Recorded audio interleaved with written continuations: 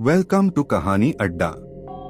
एक बहुत ही खूबसूरत गांव था जिसका नाम था बीरनगर। यहाँ सभी लोग बहुत खुशी खुशी से रहा करते थे। गांव में सभी कुछ अच्छा चल रहा था और इसी बीच अमेरिका से एक फैमिली अपने पुश्तैनी घर में रहने आती है। उस परिवार में पति पत्नी और उनका छोटा सा बेटा थे जो अपने हवेली में रहने आए थे।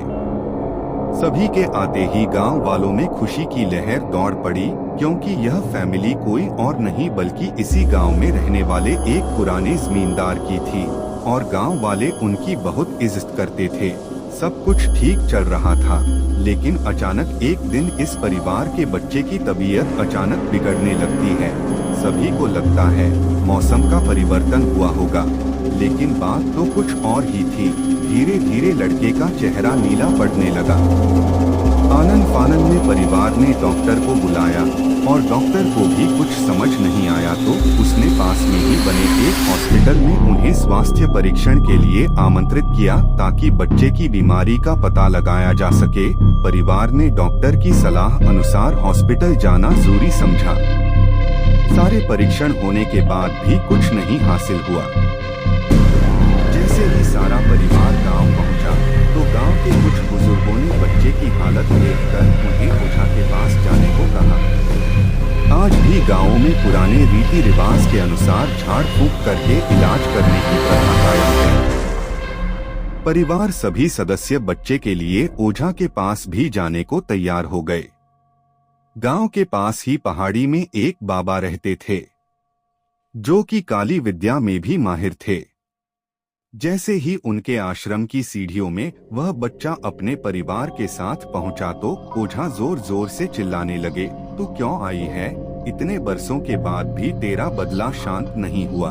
यह सब सुनकर बच्चे के माता पिता और गांव वाले दहशत में आ गए। उन्हें समझ नहीं आया कि बाबा को इतना क्रोध क्यों आ रहा है, जबकि उन्हें अभी तक कोई बात बताई नहीं गई। लेकिन बाबा तो काली माया में पारंगत थे। इस वजह से उन्हें रूहानी ताकतों को पहचानना आता था। सभी लोगों ने आश्रम में प्रवेश किया, लेकिन बाबा ने केवल उस बच्चे को पास आने को कहा। बच्चे की हालत बहुत ही खराब थी। उसकी आंखें लाल हो चुकी थी, उसका शरीर नीला दिखाई पड़ रहा था और उसके शरीर का तापमान आम बुखार से कहीं ज्यादा था। ओझा ने विभूति उठाकर के बच्चे के मुंह पर फेंका। बच्चा जमीन पर लेट गया और जोर जोर से हाथ पैर हिलाने लगा। किसी को कुछ नहीं समझा रहा था कि बाबा की विभूति से क्या चमत्कार हुआ कि बच्चा अपने आप जमीन पर लेटकर ऐसी हरकतें करने लगा।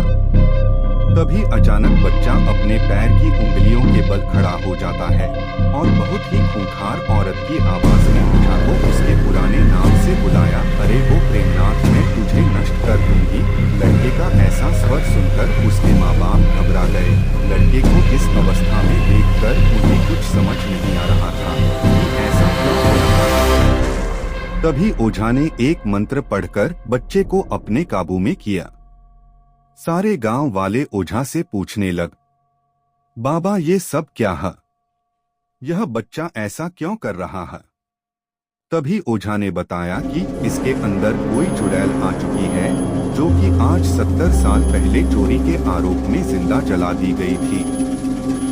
उसे ऐसी सजा देने वाले कोई और नहीं बल्कि इसी बच्चे के दादाजी थे और वह चुड़ैल अपना बदला लेने इसलिए आई है क्योंकि वह गर्भवती अवस्था में जिंदा जली थी और उसके कोख में पल रहा मासूम बच्चा भी जल गया।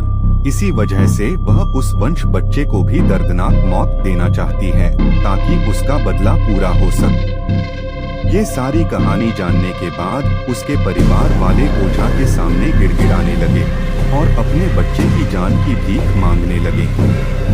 तभी ओझा ने अपनी घोर तपस्वी शक्ति से मंत्रों के उच्चारण के साथ उस चुड़ैल को मासूम बच्चे से बाहर निकाल दिया और कुछ ही क्षणों में बच्चा सामान्य हालत में आने लगा। सभी को लगा कि सब कुछ हमेशा के लिए ठीक हो गया, लेकिन यह तो एक शुरुआत थी। ऐसी और कहानियों के लिए सब्सक्राइब करो इस चैनल को।